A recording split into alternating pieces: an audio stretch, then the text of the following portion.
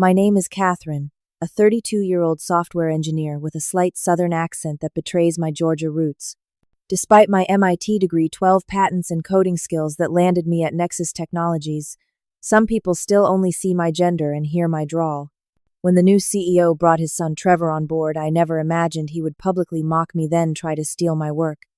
What he never realized, those $700 million of technology he bragged about, I owned the patents to everything. Before I tell you how I took it all down, drop a comment telling me where you are watching from. Hit subscribe and stick around to see how I made a tech empire crumble with just a few keystrokes. I was born in a small town outside of Atlanta, Georgia, to parents who had immigrated to America with nothing but hope and determination. My father worked 3 jobs simultaneously most of my childhood. By day, he drove a delivery truck. Evenings, he worked security at a local warehouse, and weekends he picked up handyman jobs around our neighborhood. My mother cleaned houses for wealthy families, sometimes taking me along during school breaks when childcare was unavailable. I would sit quietly in living rooms larger than our entire apartment, reading books or doing homework while she scrubbed floors and dusted furniture. Their backbreaking work had one primary purpose: my education. From the moment I showed an aptitude for mathematics in elementary school, they became fixated on providing me opportunities they never had. They saved every extra penny for tutoring, educational summer camps, and eventually college applications. The pressure to succeed was immense, but so was my determination not to waste their sacrifices. My natural gift for coding emerged during my sophomore year of high school when our computer science teacher recognized my potential. Mr. Anderson stayed after school 3 days a week to teach me advanced programming concepts far beyond the basic curriculum. While other teens hung out at malls or went to parties, I spent evenings dissecting code and building increasingly complex programs. By senior year, I had developed an algorithm that optimized database queries in a way that caught the attention of several tech companies when I presented it at a regional science fair. That project, along with my perfect GPA, secured me a full scholarship to MIT despite our financial limitations. The day I received my acceptance letter, my father wept openly for the first time in my memory. MIT was both exhilarating and intimidating. Many of my classmates came from privileged backgrounds with years of coding experience at elite prep schools. My accent immediately marked me as different, and some professors initially seemed to take me less seriously. But I had grown up watching my parents overcome far greater obstacles. I threw myself into my studies with the same relentless work ethic they had modeled, often staying in the computer lab until security asked me to leave at 2 a.m. By junior year, I had distinguished myself even among the brilliant minds at MIT. My approach to neural network architecture attracted attention from major tech companies who began recruiting me well before graduation. When I graduated with highest honors, I had multiple job offers to consider. My first position was at Algorithm, a mid-sized tech firm focusing on machine learning applications. While the salary was lower than offers from bigger companies, they promised more hands-on development opportunities. Within 18 months, I had created a groundbreaking sequence prediction algorithm that became my first patent and caught the attention of industry leaders. Nexus Technologies, a rising star in the enterprise software space, recruited me aggressively. Their original CEO, Marcus Reynolds, personally called to discuss how my innovations could help scale their flagship product. The offer came with substantial equity and the chance to lead development on their most important project. It was an opportunity I couldn't refuse. From day one at Nexus, I found myself in an environment that initially valued innovation and merit. Marcus had built a company culture where technical expertise was respected regardless of age, gender, or background. My team was diverse and brilliant, comprised of people who complemented each other's strengths. We worked long hours, but felt genuine ownership of what we were building. My rise through the ranks happened organically. Each time we faced a seemingly impossible technical challenge, I found elegant solutions that expanded the product's capabilities. Within 3 years, I had been promoted to lead developer on Nexus's flagship enterprise management system that served Fortune 500 clients and generated over 70% of company revenue. What nobody except a few executives understood was the extent to which Nexus Technologies depended on my intellectual property. The core architecture powering their $700 million business ran on algorithms I had developed and patented. Our legal agreement gave the company usage rights, but maintained my ownership of the underlying innovation. This arrangement was standard practice for attracting top talent, but few engineers held patents as fundamental to their employer's success as mine. Despite this leverage, I remained remarkably modest about my contributions. I shared credit generously with my team-mentored junior developers and focused on building rather than politics. When I received industry awards, I brought team members on stage with me. My parents had taught me that true value comes from creation and community, not from self-promotion or power plays. Marcus Reynolds appreciated this approach. He would often stop by our development floor, unannounced, rolling up his sleeves to understand our current challenges. He had started as a programmer himself and never lost touch with the technical heart of the business. Under his leadership, Nexus grew from a promising startup to a major industry player while maintaining its innovative edge. During those early years, my team created multiple breakthrough features that competitors couldn't match. We developed a predictive analytics module that reduced enterprise system failures by 89%. Our natural language processing layer made complex data accessible to non-technical executives. Each innovation strengthened our market position and increased company valuation. What I never anticipated was how quickly things could change with new leadership. The announcement came on a Tuesday morning all-hands meeting. Marcus Reynolds was stepping down as CEO for health reasons. His replacement, William Wilson, came from a traditional corporate background with impressive revenue growth at his previous companies, but limited technical experience. Little did I know that this transition would trigger a chain of events that would test everything I believed about my career, my values, and ultimately my willingness to stand up for myself when it mattered most. The company-wide meeting to introduce William Wilson as our new CEO had a different energy than our usual gatherings. Gone was the relaxed, collaborative atmosphere that Marcus had cultivated. Instead, rows of chairs were arranged theater-style, facing a podium with the executive team seated on stage like a panel of judges. William Wilson cut an imposing figure in his perfectly tailored suit. His silver hair and commanding presence projected authority, but his smile never quite reached his eyes as he outlined his vision for Nexus. Terms like streamlining operations, maximizing shareholder value, and aggressive growth targets peppered his speech, while noticeably absent were words like innovation development or technical excellence that had defined our culture. Near the end of his presentation, William gestured toward a young man seated at his right. I'm also pleased to announce that Trevor Wilson will be joining Nexus as our new Executive Vice President of Innovation. Trevor stood and waved with the practiced charm of someone accustomed to receiving accolades he hadn't earned. The nepotism was obvious, but what concerned me more was Trevor's complete lack of relevant qualifications. A quick LinkedIn search during the meeting revealed a business degree from a middling university, 2 years at a consulting firm, and a failed startup that had burned through venture capital without shipping a product. Nothing in his background suggested he could provide meaningful leadership for a technical team creating cutting-edge software.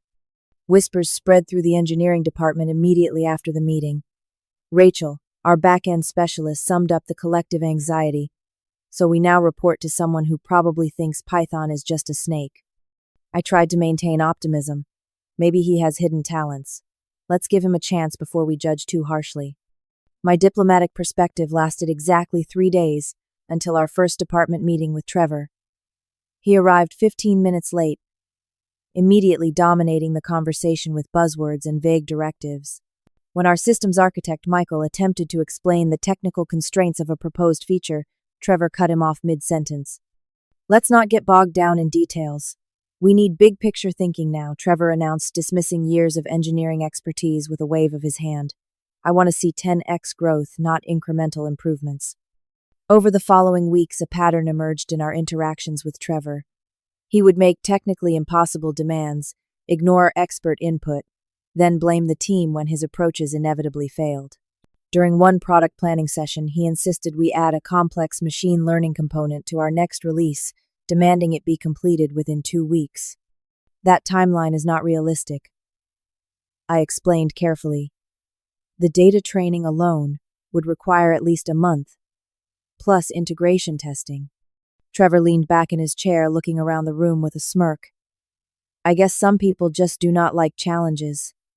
At my last company, we moved much faster. Your last company shut down without ever launching a product, Michael muttered under his breath, just loud enough for those nearby to hear. The tension between Trevor and the technical teams grew with each passing week.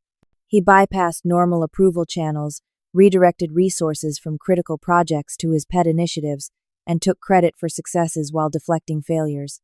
The meritocratic culture that had attracted top talent to Nexus was eroding rapidly. Most concerning was Trevor's treatment of women and minorities on the technical teams. He interrupted female engineers more frequently, dismissed their suggestions, and often repeated their ideas minutes later as if they were his own. When Aisha, our brilliant front-end developer, proposed an elegant solution to a user interface challenge, Trevor ignored her completely. 10 minutes later, he presented virtually the same approach as his stroke of genius. For a while, I tried to serve as a buffer between Trevor and my team. I would translate his unreasonable demands into achievable tasks, shield them from his worst criticisms, and find ways to implement their best ideas despite his interference. This delicate balancing act consumed increasing amounts of my time and emotional energy. The situation came to a head during our quarterly product launch meeting. Our team had worked around the clock to prepare a major update to our enterprise system. The improvements included enhanced security features, performance optimizations, and a completely revamped analytics dashboard. Despite Trevor's disruptive management, we had created something truly impressive. As lead developer, I was scheduled to present the technical achievements to our executive team and key stakeholders. I had prepared comprehensive slides detailing the innovations and their business impact, practicing my presentation repeatedly to ensure I could explain complex concepts clearly to a mixed audience. 10 minutes before the meeting, Trevor cornered me in the hallway. I will be taking over the technical presentation, he informed me without preamble. But I have prepared all the materials I protested, and I can best explain the technical implementation since I led the development. That is exactly the problem, Trevor said with a dismissive gesture. It is too technical. We need to focus on business outcomes, not code details. Besides, I have already updated the slide deck. When I opened the presentation file, I found my carefully crafted explanations replaced with vague marketing language and stock photos. Detailed technical specifications had been deleted entirely. Most alarming, Trevor had added his name as the leader of initiatives my team had created despite his active interference. During the presentation, Trevor strutted across the stage claiming credit for our work. Whenever questions veered toward technical specifics, he deflected with business jargon or promised to have the team follow up rather than admitting his lack of knowledge. When the CEO praised a particularly innovative security feature, Trevor accepted the compliment without acknowledging that Aisha had developed it despite his initial opposition. I sat silently seething, watching months of my team's dedication being co-opted by someone who could not have written a single line of the code being demonstrated. The final insult came when Trevor concluded with what he clearly thought was a generous acknowledgement. Of course, none of this would be possible without our development teams executing the vision I have established, he said with a self-satisfied smile. I left that meeting with a growing realization that the company I had helped build was transforming into something unrecognizable. The values that had attracted me to Nexus were being systematically dismantled by leadership that prioritized appearance over substance and connections over competence. What I could not have anticipated was that the worst was yet to come, and that the breaking point would arrive in the most public and humiliating way possible. The annual company-wide quarterly meeting was always a significant event at Nexus Technologies. Traditionally, it served as both a business update and a celebration of achievements from all departments. Under Marcus Reynolds, these gatherings had featured genuine recognition of individual contributions, technical deep dives into our innovations, and transparent discussions about challenges ahead. William Wilson had maintained the tradition but transformed its nature. The new quarterly meeting featured slick marketing videos, ambitious revenue projections, and carefully choreographed presentations that emphasized style over substance. The casual collaborative atmosphere had been replaced with a corporate formality that felt alien to most longtime employees. As lead developer for our flagship product, I was scheduled to provide a brief technical update on our latest release. Despite my concerns about the changing culture, I had prepared thoroughly, creating clear explanations of complex features that would be understandable to both technical and non-technical staff. The presentation represented not just my work, but the extraordinary efforts of my entire team over the previous months. The auditorium was packed with over 300 employees when my segment began. I walked to the podium, feeling the familiar nervous energy that always preceded public speaking, but confident in the material I was presenting. The first few minutes went smoothly as I outlined the core improvements in our enterprise system and the client problems they solved. Our new predictive maintenance module reduces system downtime by 78%, while decreasing false alerts by over 60%. I explained, advancing to a slide showing the impressive performance metrics. This gives our clients unprecedented reliability, while minimizing alert fatigue for their IT teams. I was just transitioning to explain the technical innovation that made this possible when Trevor Wilson rose from his seat in the front row and walked directly to the stage. Without asking permission or offering any explanation, he reached for the wireless microphone clipped to my blazer. "Let me jump in here," he said loudly, his voice drowning out my explanation as he physically maneuvered to take center stage. The audience stirred uncomfortably at this unexpected interruption. I stepped back momentarily, stunned by the brazen rudeness of his action. Trevor turned to face the crowd with the practiced smile of someone who had never doubted his right to command attention. "What Catherine is trying to explain," he began with exaggerated patience, "is that we have made the system better at predicting problems before they happen. Simple as that. No need to get lost in the technical weeds." His oversimplification undermined both the complexity of our achievement and the audience's intelligence. Many Nexus employees, even those in non-technical roles, had sophisticated understanding of our products. Trevor continued with his simplified version, essentially repeating what I had already clearly stated, but stripped of meaningful technical context.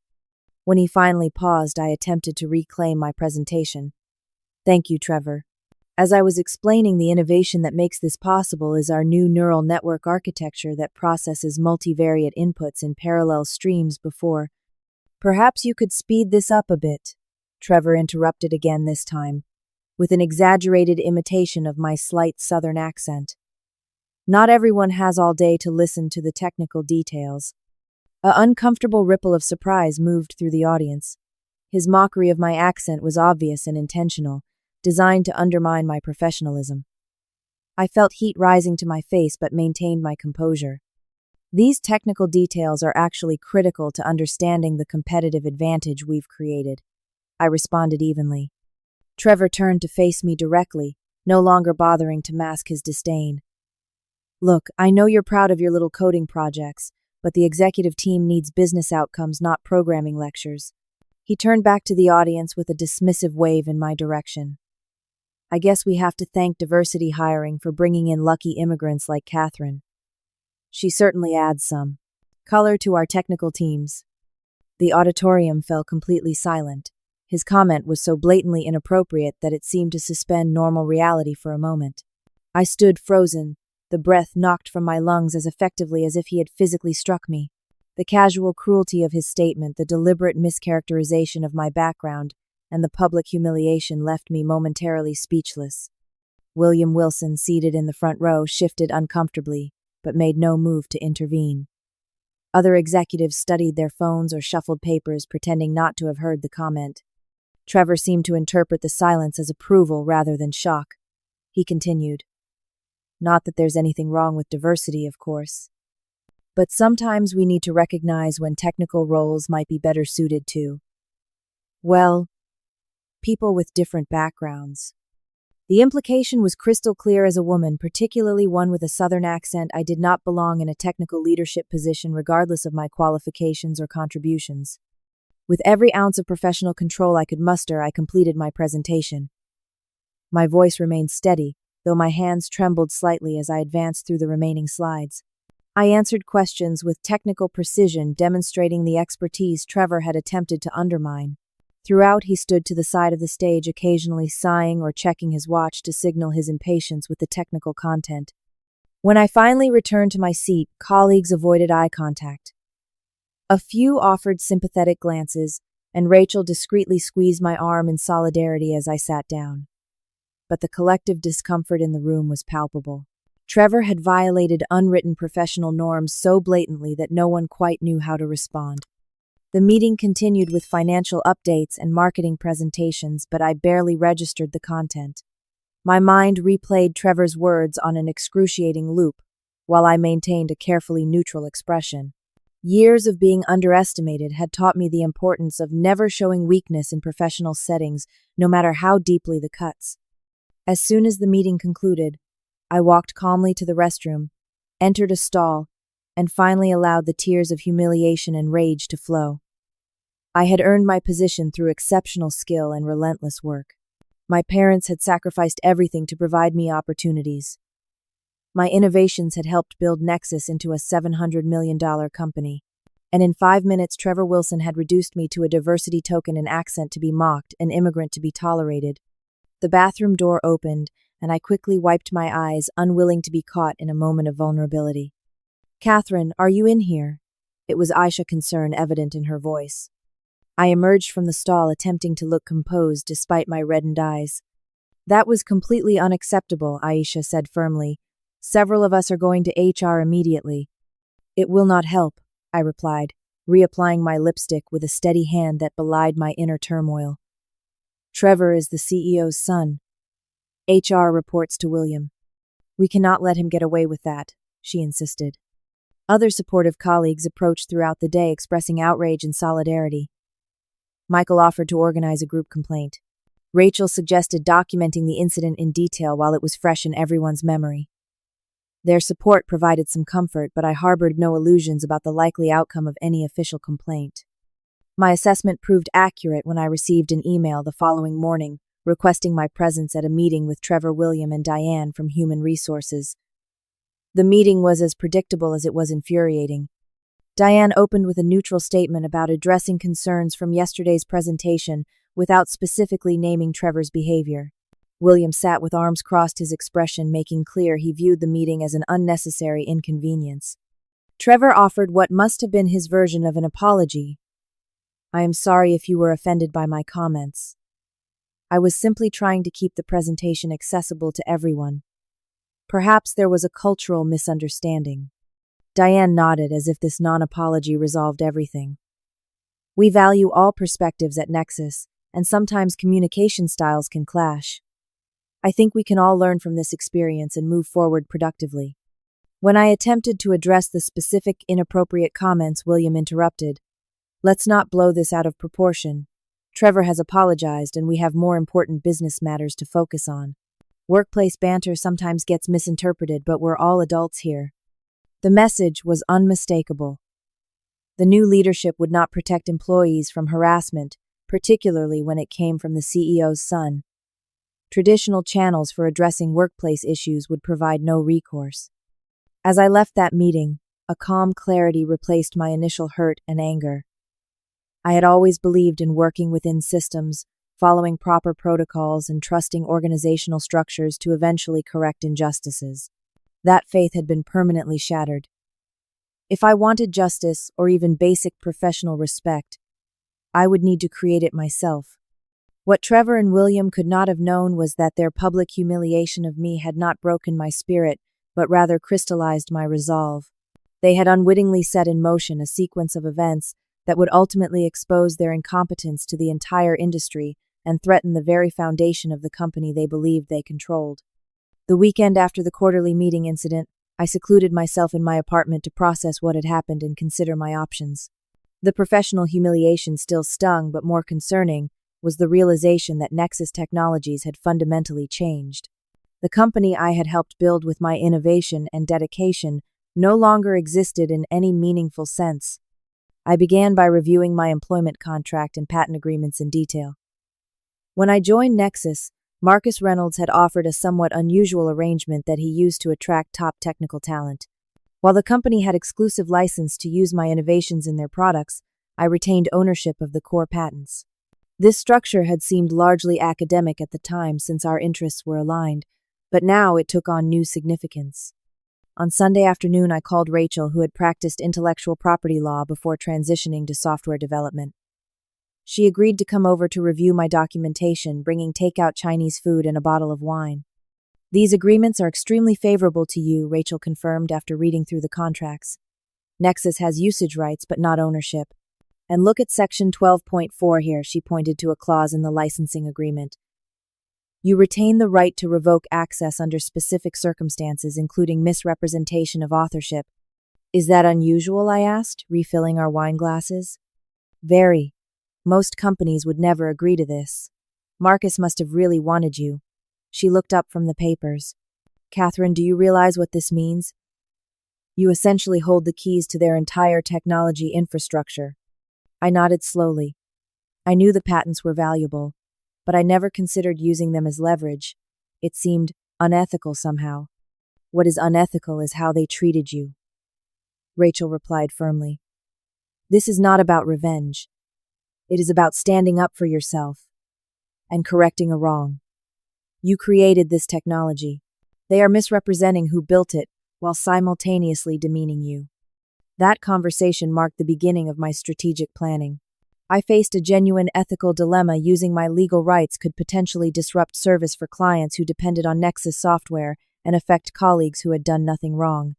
Yet, allowing Trevor and William to continue devaluing technical contributions while creating a hostile work environment seemed equally problematic. Over the following days, I observed troubling changes in team dynamics. Trevor implemented arbitrary new development protocols that ignored established best practices. He scheduled excessive meetings that pulled engineers away from actual coding time. Most concerningly, he began taking credit for ideas proposed by team members in planning sessions, particularly those suggested by women and minorities. During our architecture review meeting, Aisha proposed an elegant solution for improving our system's response time under heavy loads. Trevor dismissed her suggestion without consideration. 20 minutes later, he proposed essentially the same approach as if it were his own brilliant insight. When Aisha attempted to point out the similarity, he talked over her until she fell silent. The exodus began soon after. First, Michael accepted an offer from a competitor, privately telling me that he could no longer work under such dysfunctional leadership. Then 2 senior developers from our security team resigned in the same week. Each departure further weakened our technical capabilities while strengthening Trevor's control over remaining staff. I began methodically documenting everything. Each instance of Trevor taking credit for others' work, every inappropriate comment, all deviations from established protocols that undermined product quality. I maintained a secure time-stamped record that established a clear pattern of behavior. Simultaneously, I created comprehensive documentation of my contributions to Nexus's technology. I gathered original design documents with my signature early code repositories, showing my commits patent applications, listing me as primary inventor, and email threads discussing implementation details. The evidence of my authorship was overwhelming and incontrovertible. I also began discreetly backing up all my original code and technical documentation to secure personal storage. While Nexus owned the specific implementation in their products, the underlying algorithms and architectural approaches were mine according to our agreements. I needed to preserve access to my intellectual property, regardless of how the situation evolved. As a precaution, I reached out to contacts at other technology companies testing the waters for potential opportunities. Several expressed immediate interest. My reputation in the industry remained strong, and my patents made me particularly valuable. Knowing I had viable alternatives provided a sense of security as I navigated an increasingly toxic work environment. The strategic turning point came unexpectedly through a misdirected email. Trevor had apparently intended to send a message to his father discussing plans for the development team, but accidentally included me in the recipient list. The content confirmed my worst fears about their intentions. Once we showcase the new platform at Tech Forum, we can begin transitioning core development to the outsourced team in phases. Catherine's team is too expensive and set in their ways. The diversity hires look good for publicity but aren't delivering value proportionate to their compensation. Our guys in Bangalore will implement our vision at a third of the cost. The email continued with disparaging comments about several team members, including specific mockery of my accent and background. It concluded with, "The patents are old technology anyway. Our lawyers say we can work around them if needed, but she's too naive to cause problems." This document provided both clarity and resolve. Trevor and William were planning to dismantle the team that had built Nexus's technology while continuing to profit from our innovations. They fundamentally misunderstood both the technical complexity of our systems and the legal protection of my patents. Most importantly, they had severely underestimated my determination. I made one final attempt to address the situation through proper channels. I requested a meeting with William, bringing detailed documentation of Trevor's mismanagement and its negative impact on product development. I framed my concerns in business terms, focusing on risks to product quality and potential loss of key technical talent. William listened with thinly veiled impatience before responding. Catherine, I think you need to adapt to our new direction rather than clinging to how things were done in the past. Trevor brings a fresh perspective that this company needs. Perhaps you should be focusing more on supporting his vision instead of questioning it. When I mentioned the misdirected email revealing plans to outsource development, his expression hardened. Business decisions about team structure are not up for debate by employees. If you find our leadership direction incompatible with your preferences, perhaps we should be rethinking your position here. The threat was unmistakable. I left that meeting with absolute clarity about what needed to happen next. This was no longer about my personal comfort or even my professional reputation. It was about standing up against abusive leadership and protecting the integrity of work that represented years of innovation. That evening, I finalized my plan. The annual Tech Forum conference was scheduled for the following week. Nexus had an hour-long presentation slot where Trevor would be unveiling our next-generation platform to industry leaders, investors, and technology press. The presentation would be live-streamed to maximize exposure. It was the perfect stage for truth to finally prevail. I would need courage, precise timing, and absolute confidence in my legal position. Most importantly, I would need to maintain the ethical high ground by focusing on facts rather than emotions regardless of provocation. As I completed my preparations, I felt a strange calm replace the anxiety and hurt of previous weeks. Whatever happened at Tech Forum would irrevocably change my professional future. But for the first time since Trevor's public humiliation, I felt fully in control of my destiny. The week leading up to Tech Forum intensified the already strained atmosphere at Nexus Technologies. Trevor micromanaged every aspect of the upcoming presentation, demanding countless revisions to slides, rehearsing his delivery with a presentation coach, and treating the event as his personal coronation as a technology visionary. Meanwhile, the development team worked frantically to create a functional demo version of features that existed primarily in Trevor's imagination rather than in actual code. His grandiose promises to the marketing department had created expectations that were technically impossible to meet in the given timeframe, yet no one dared tell him directly. We need the neural network feature fully implemented by Thursday, Trevor announced during our Monday status meeting. Aisha, who had been working on the feature, looked up in disbelief. That module requires at least 2 more weeks of development and testing. We have discussed this timeline multiple times. Excuses do not impress me, Trevor replied dismissively. Other companies launch features in days, not weeks. Figure it out. After he left, the team looked to me with exhausted frustration. What do we do? Aisha asked. It is physically impossible to properly implement this by Thursday. Create a simulated version for the demo, I advised quietly. Hard-code the responses to match his script. We can build the actual functionality properly after the conference.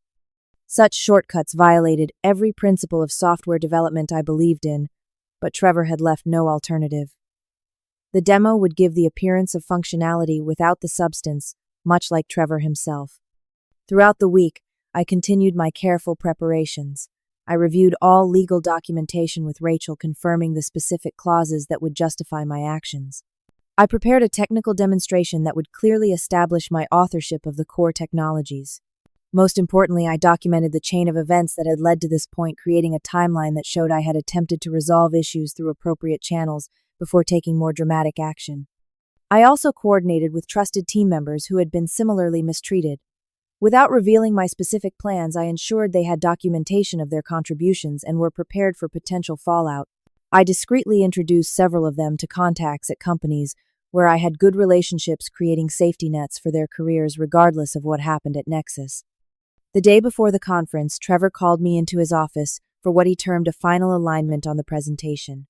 His desk was covered with mock magazine covers featuring his face and headlines about technology visionaries. I have decided to make some changes to the presentation team, he announced without preamble. You will not be joining us on stage tomorrow. Though I had anticipated this possibility, the blatant exclusion still stung. May I ask why? As lead developer, I can best address technical questions about the platform. Trevor leaned back in his chair, not bothering to hide his disdain. Let us be honest, Catherine. Your accent would not present the modern, sophisticated image we want for Nexus. Besides, the audience is more interested in the business vision than coding details. I maintained a neutral expression, neither challenging nor accepting his explanation. The reality, he continued, apparently emboldened by my silence, is that you were a diversity hire who served her purpose during the company's early diversity push. But we are moving in a different direction now, focusing on true innovation leadership rather than checking demographic boxes. In that moment, looking at his smug expression, I almost revealed my plans. The temptation to see his confidence crumble was nearly overwhelming. Instead, I nodded calmly. I understand. Will you still need me there for technical support behind the scenes? Yes, be there at 7 for setup and testing. Just stay backstage during the actual presentation, he replied already, turning his attention to his phone, dismissing me from his awareness. I left his office without another word, my resolve solidified by his casual cruelty. Any lingering doubts about the necessity of my planned actions had been erased by this final insult. That evening, I methodically prepared everything I would need for the next day. I tested the technical demonstration one final time, confirming that I could execute it quickly if necessary. I laid out a professional outfit that would project confidence and authority, choosing a blue blazer that had always been my lucky charm during important presentations. I printed copies of key patent documents and license agreements, placing them in a folder that I could access quickly. I slept surprisingly well that night, perhaps because I had moved beyond uncertainty into absolute clarity about what needed to be done. The constant anxiety that had plagued me since Trevor's public humiliation had been replaced by a focused determination. Conference day arrived with perfect San Francisco weather. The venue, an upscale hotel near the financial district, was already bustling with technology professionals when I arrived at 7. In the preparation room, Trevor was berating a junior staff member about the lighting on stage, while technical crews finalized the audiovisual setup. Catherine, finally, Trevor said when he noticed me. Make sure the demo works perfectly. If anything crashes during my presentation, there will be serious consequences. I nodded professionally and began setting up the technical components for the demonstration. Everything was connected to our development servers, which in turn relied on the core technologies covered by my patents. The irony was not lost on me that Trevor would be showcasing my innovations while believing he had sidelined me. The preparation proceeded smoothly, and by 9:30 the system was ready for Trevor's presentation. Industry leaders, investors, and technology journalists filled the auditorium, with hundreds more watching via live stream. Nexus had invested heavily in this moment, seeing it as a pivotal opportunity to establish dominance in the enterprise software market. Is everything ready? Trevor asked, adjusting his custom-tailored suit as he prepared to take the stage. Almost, I replied. I need to run one final verification on the back-end connections. It will take just a minute. He waved impatiently. Fine, but hurry up. We go live in 10 minutes. That minute was all I needed to initialize the sequence I had prepared. With a few keystrokes, I activated a background process that would execute at my command, connecting to the digital rights management protocols embedded in my patented technologies. As Trevor took the stage to enthusiastic applause, I stood in the wing's laptop open and ready. Everything now depended on timing and courage. The moment of truth was about to arrive, and years of being underestimated were about to prove a serious strategic error on the part of Trevor and William Wilson. The conference hall lights dimmed as Trevor Wilson strode confidently to center stage. The large screen behind him displayed the Nexus Technologies logo with dramatic backlighting. The audience of industry leaders, tech journalists, and potential clients settled into expectant silence. Good morning, innovators and visionaries, Trevor began with practiced charm. Today marks the beginning of a new era in enterprise technology. What my team and I are about to show you will fundamentally transform how businesses operate in the digital ecosystem. From my position backstage, I could see William Wilson in the front row nodding approvingly at his son. Several rows back, I spotted technology reporters from major publications typing notes as Trevor launched into his rehearsed speech about revolutionary architecture and paradigm-shifting innovations that he claimed to have pioneered. When I joined Nexus Technologies, Trevor continued, I saw untapped potential in our technology stack. What we needed was bold vision and leadership to transform good code into greatness. Today you will see the results of my architectural direction. The audacity of his claim sent a ripple of murmurs through the technical portions of the audience. Several engineers who knew my work exchanged glances, clearly recognizing the misattribution of credit. Trevor continued unabated, clicking through slides that showcased features my team had developed long before his arrival. This predictive analytics engine represents my approach to machine learning applications in enterprise environments, he declared, displaying the neural network architecture I had designed and patented 3 years earlier. For 20 minutes, he continued in this vein, claiming personal credit for innovations that predated his employment while dismissing the actual developers as my implementation team. With each slide, his fabrications grew bolder, culminating in his announcement of the Trevor Wilson Innovation Framework that was in reality my patented system architecture with a new name. And now, Trevor said with theatrical timing, let me demonstrate how my framework revolutionizes enterprise operations in real time.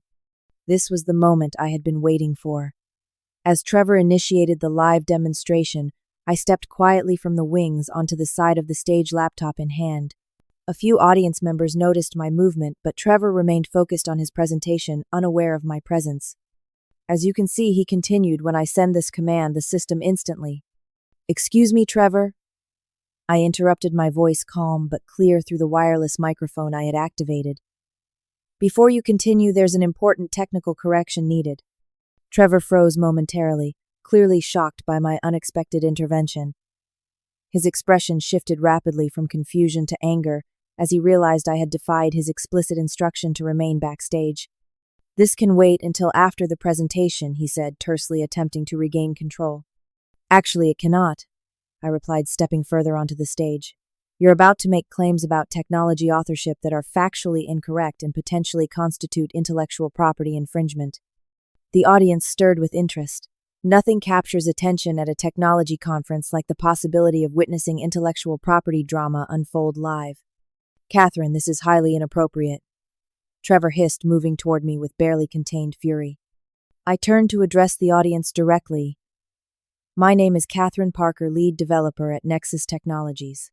The system being demonstrated today is built on architecture and algorithms that I designed and patented prior to Trevor Wilson's arrival at the company. A stunned silence fell over the auditorium. In the front row, William Wilson half rose from his seat, his face darkening with anger. To prevent any misunderstanding, I continued steadily. I think it's important that the record be clarified about the actual authorship of these innovations. I connected my laptop to the presentation system, and the screen behind us changed to display my original patent applications, complete with timestamps and official patent office documentation. The core prediction engine being showcased today was developed and patented under my name in 2019. I explained, highlighting the relevant sections. The distributed processing architecture was similarly patented in 2020, the natural language interface in 2021. All of these patents predated Mr. Wilson's employment at Nexus by several years. Trevor attempted to interrupt, but I continued with professional determination. While Nexus Technologies has licensing rights to these technologies, the intellectual property remains under my ownership, according to the agreements signed with the company's previous leadership. I advanced to the next slide, showing the specific license agreement clauses. These agreements include provisions regarding proper attribution and prohibited misrepresentation of authorship. By now, William Wilson had reached the stage steps, moving with barely controlled fury. Trevor was frantically signaling to the technical team to cut my presentation. What you may not know, I said, my voice remaining steady despite the chaos unfolding around me, is that these agreements include specific remedies for violations of the attribution clauses. With deliberate precision, I typed a command sequence into my laptop. On the large screen, a digital rights management interface appeared, showing the active connections between Nexus services and my patented technologies. According to Section 12.4 of our agreement, misrepresentation of authorship constitutes grounds for temporary suspension of license rights pending resolution of the dispute. William had now reached the stage and was approaching rapidly. Stop this immediately, he demanded, his voice audible even without a microphone. I'm simply exercising my contractual rights, I replied calmly, continuing to type. Given the repeated and public misattribution of my work, including in this presentation, I am initiating the dispute resolution protocol specified in our agreement. With a final keystroke, I activated the sequence. On the screen, connection status indicators began changing from green to red as the digital rights management system systematically revoked Nexus's access to my patented technologies. The demonstration platform Trevor had been showcasing moments earlier displayed an authentication error message. "What have you done?" Trevor demanded, his composure completely shattered. "I've temporarily suspended access to my intellectual property pending proper attribution and resolution of our dispute." I explained both to him and to the increasingly fascinated audience. "This is completely in accordance with our legal agreement, which your legal team apparently failed to review thoroughly." William reached for my laptop. "This is corporate sabotage. Security." I stepped back, keeping the computer out of his reach. "This is intellectual property protection, Mr. Wilson. There's a significant legal difference. Everything I've done is explicitly permitted by agreements your company signed." Security personnel appeared at the stage edges, uncertain how to proceed. The live stream continued, broadcasting the entire confrontation to thousands of viewers across the industry. "The system will remain offline until Nexus Technologies acknowledges the actual authorship of these innovations and ceases misrepresenting their origin," I stated clearly. "I've prepared a simple press release that would satisfy this requirement. Once issued, service can be restored immediately." A technology reporter in the third row stood up. "Miss Parker, are you saying that Nexus Technologies' entire platform is currently non-functional?" "Only the components covered by my patents," I clarified professionally, "which unfortunately includes the core processing architecture, predictive analytics engine, and distributed computing framework. Essentially, yes, their primary services are temporarily suspended." The reporter continued typing furiously on his tablet as murmurs spread through the audience. Other journalists began raising hands with questions. William signaled frantically to the audio-visual team, who finally cut the microphones and live stream. Security personnel approached from both sides of the stage. "You'll regret this," William said through clenched teeth as security reached us. "Our legal team will destroy you." "Your legal team failed to read the contracts your company signed," I replied calmly. "I've reviewed these agreements with multiple intellectual property attorneys. My position is legally sound." As security escorted me from the stage, I noticed several attendees from competing technology companies watching with undisguised interest. The industry implications of what had just transpired were obvious to everyone in the room. In less than 10 minutes, I had demonstrated that Nexus Technologies' $700 million business rested on intellectual property they did not actually own. I was led to a service exit and asked to leave the premises. As the door closed behind me, I felt a strange mixture of apprehension and relief. The confrontation had unfolded largely as I had anticipated, but the real consequences were just beginning to unfold. Within hours, the technology press would be reporting on what happened. Nexus clients would be demanding explanations, and the company's leadership would be facing difficult questions about their management practices and the true ownership of their core technology. Whatever happened next, one thing was certain. Trevor Wilson would never again dismiss me as just a diversity hire or mock my accent in a professional setting. The true value of my contributions had been made unmistakably clear in the most public way possible. The fallout from the Tech Forum confrontation was swift and dramatic. Within hours, technology news sites had published breaking stories with headlines like "Patent Dispute Cripples," "Nexus Technologies, Platform and Lead Developer, Shuts Down $700 million Tech Company During Live Presentation." Video clips of the confrontation spread across social media, accumulating millions of views by evening.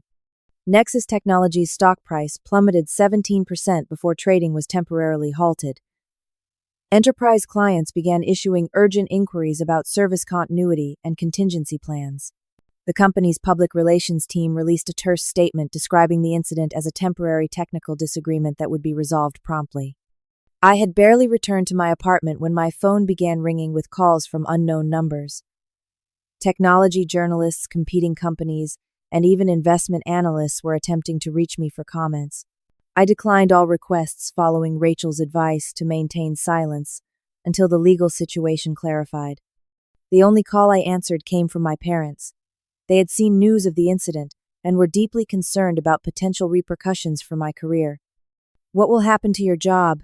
my mother asked, worry evident in her voice. "I think that bridge is thoroughly burned," I replied with a small laugh.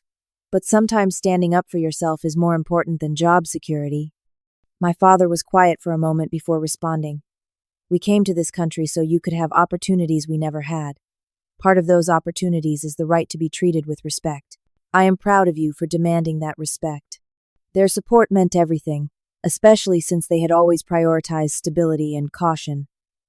Their immigrant experience had taught them to keep heads down and avoid confrontation with authority. For them to endorse my public stand against mistreatment represented a profound validation of my actions. The legal response from Nexus arrived the following morning via courier. A thick envelope contained a cease and desist letter, threats of litigation for breach of contract interference with business relationships, and a demand for immediate restoration of system access. The aggressive language suggested a company in panic mode rather than one confident in its legal position. Rachel reviewed the documents and chuckled. "They're bluffing. Their legal team still hasn't actually read your contracts carefully. Every threat in this letter is undermined by the specific language in your patent licensing agreement."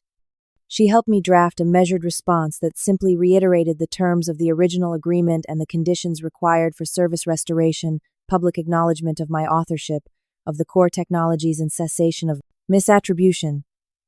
We attached a draft press release that would satisfy these conditions and sent it to Nexus's legal department. Meanwhile, support began pouring in from unexpected sources. Women in technology forums created threads discussing similar experiences of having their work credited to male colleagues. Several prominent female tech leaders posted statements of solidarity. Even more surprisingly, former Nexus employees began speaking out about the toxic culture that had developed under William and Trevor Wilson's leadership. Michael, who had left for a competitor months earlier, called to check on me. "You have become something of a folk hero in tech circles," he informed me. "People are calling it the Catherine stand when someone finally calls out discrimination or credit theft." "That was never my intention," I admitted. "I just wanted acknowledgement of my work and basic professional respect." "Sometimes individual actions become symbols for larger issues," he replied. "Whether you intended it or not, you've started an important conversation about attribution and treatment of women in tech." 3 days after the Tech Forum incident, while the service disruption continued affecting Nexus clients, the company's board of directors called an emergency meeting. According to industry sources, the discussion focused on the legal exposure created by the patent dispute and the leadership decisions that had precipitated the crisis. The following morning, Nexus Technologies issued a press release announcing significant changes. Trevor Wilson would be stepping down from his executive role to pursue other opportunities. The statement included a detailed acknowledgement of my role in developing the company's core technologies and a commitment to maintaining appropriate attribution for all contributions to Nexus products. Most surprisingly, the press release announced the formation of a special committee to review company culture and recommend improvements to ensure all employees received appropriate recognition and respectful treatment regardless of gender, background, or communication style. My phone rang minutes after the press release went public. It was William Wilson himself, his voice strained but controlled. "The press release has been issued as requested," he stated without preamble. "We expect immediate restoration of system access according to our agreement." "I'll initiate the protocol immediately," I replied professionally. "The system should be fully functional within 30 minutes. A pause followed before William continued with obvious difficulty. "The board has also requested a meeting with you to discuss potential arrangements for the future." "I'll consider any reasonable proposal," I responded, knowing that my leverage remained strong. But I should be clear that my continued involvement with Nexus would require significant changes to company culture and leadership approach. After ending the call, I executed the commands to restore Nexus's access to my patented technologies. The license suspension had always been designed as leverage to force acknowledgement of my contributions, not as permanent retribution.